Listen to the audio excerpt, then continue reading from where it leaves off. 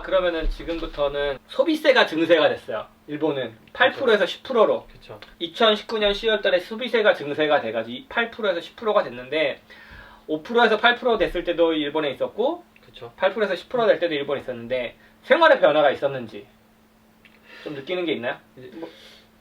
그냥 뭐 크게 변한 거는 솔직히 없는 거예요. 왜냐면 그냥 2% 차이라는 게 실제로 큰 걸 안 사는 이상 솔직히 그냥 몇십엔 뭐 몇엔 뭐 이 정도 차이기 때문에 생활은 잘 모르겠는데 최근에 느끼는 거는 그 콤비니 같은 데서 물건 하나 딱 살 때 요새는 이제 저 카드레스 해갖고 이제 스이카 같은 걸 많이 쓰는데 캐시레스가 돼서 2%인가가 1%인가 이렇게 돌아오더라고요. 네. 스이카 같은 경우에는 와리비키가 돼버려요.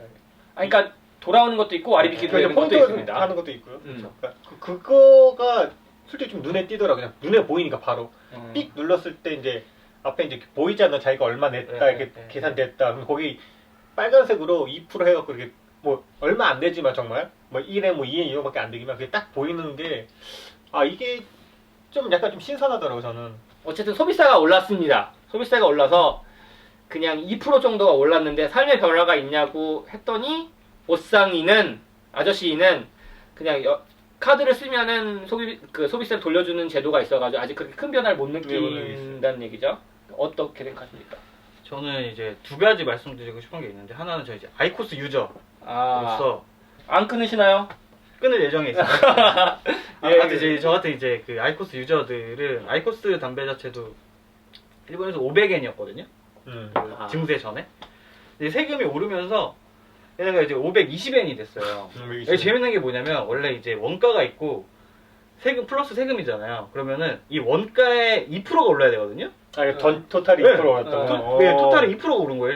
일단 이거는 첫 번째 유저로서 말이 안 된다. 2%만 올려야 되는데 네 마음대로 애매하게 올렸다 이건 거네. 그쵸. 그러니까 이게 담배에 대해서 정확하게 소비세를 더하기 전에 금액으로 2%가 올랐어야 되는데 그게 좀 있었고 대신에 이제 말씀하셨던 것처럼 그 소비세 환원 관련해갖고 그 편의점에서 담배를 사면 또 그만큼 돌려줘요. 그러니까 소비세 환원 관련을 되게 여러 가지 지금 하고 있잖아요. 뭐 가게마다 틀리기도 하고 뭐 아니면은 뭐 대기업은 없는 데도 있고 그 적용이 안 되는 데도 있고 뭐 조그만 데는 적용이 되는 데도 있고 뭐 그거는 저희도 잘 몰라가지고 어디서 어떻게 적용되는지는 그거는 각자 가게마다 다르기 때문에 막 그런데 여러 가지를 많이 하고 있어요. 복잡하게 많이 하고 있죠.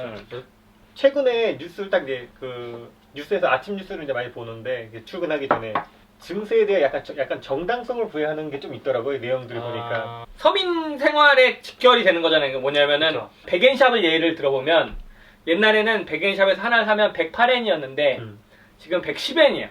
근데 그게 10개가 되면은 1080엔짜리가 1100엔이 되어버리는 거야.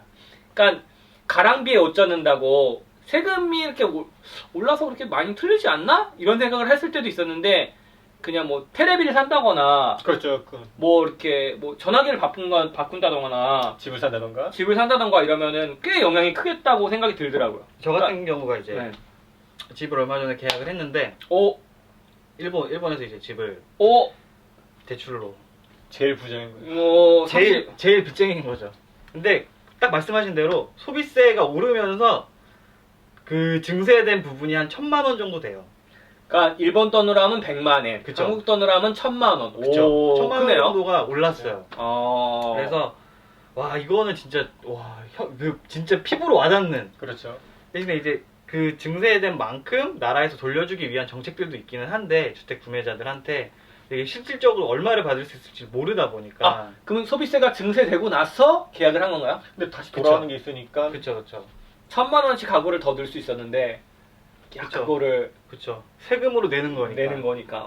좀 그렇겠네. 그러니까 그렇게 하면 와닿죠. 저도 많이 안 느껴요. 왜냐면 저 같은 경우에는 편의점도 자주 안 가고 이렇게 음료수를 많이 먹는 편도 아니고 뭐 과자를 많이 먹는 편도 아니어가지고 몰랐는데 그럼 반대로 약간 옷에 미쳐 있잖아요. 그러니까 옷을 많이 사는 편인데 2만엔짜리를 사면은 그러니까 2600엔, 400엔, 뭐 4,500엔이 막 더 추가가 되고 막 이러니까 4,500엔이면은 그냥 뭐 차비를 쓸 수도 있는 거고 그래가지고 많이 좀 와닿더라니까. 한마디로 비싼 걸 사면 살수록 확 와닿는다 이거군요. 소비세가. 한국에서는 사실 이제 계산하고 나서 영수증 받아보기 전에는 소비세 표시가 안 되어서 원래 나오지 않습니까?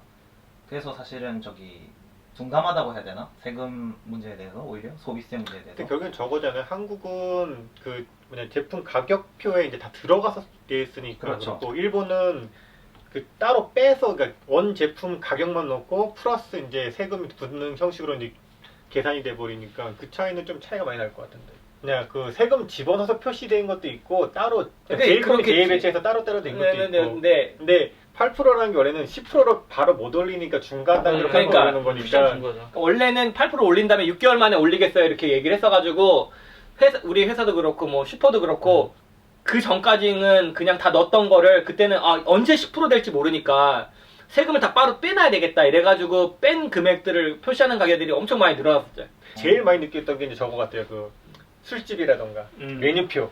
한국보다는 많지는 않았겠지만 대부분이 다 그러니까 세금이 포함되어 있는 가격으로 가격이 써 있었어. 좀 아니, 몰랐어요. 옷이나 이런 쪽은 그럴 수도 모르겠는데 뭐 사 먹는 거나 이런 쪽은 재배치가 더 많았었거든. 아 그래? 지금 편의점 같은 데 가서 다 재배치니까. 그러니까 그러니까 아마 옛날에도 그랬나? 10년 전에도? 근데 이게 뭐냐면은 뭐냐면은 안 그랬죠. 한 10년 전도 거의 재배치가 되게 많아. 근데 기억이 잘 안 나. 그러니까 옛날에도 그냥 그랬던가 안 그랬던가 했을 때는 5%대랑 5%대는 그냥 5%니까 뭐 이렇게 했었는데 8%대는 확실하게 재배치가 많아졌다고 느낌이 들었었거든. 네. 옷상 1위 얘기한 것처럼 똑같거든. 거기 앞으로 10%가 그러니까 10%대로 올라가니까 뭘 바꾸기 싫은 거예요. 그러니까 다 한 번에 이제 재배치로 다 바꿔 놓고 근데 거기서는 쭉 가버리는 거예요. 약간 회사 마케팅일 수도 있고. 그런 거 왜냐면 같아요. 포함된 싸게 가격이 보이려, 그렇죠. 싸게 보이려. 그러니까 옥션 같은 데가 많이 그러거든. 싸게 보이려고. 싸게 보이려고.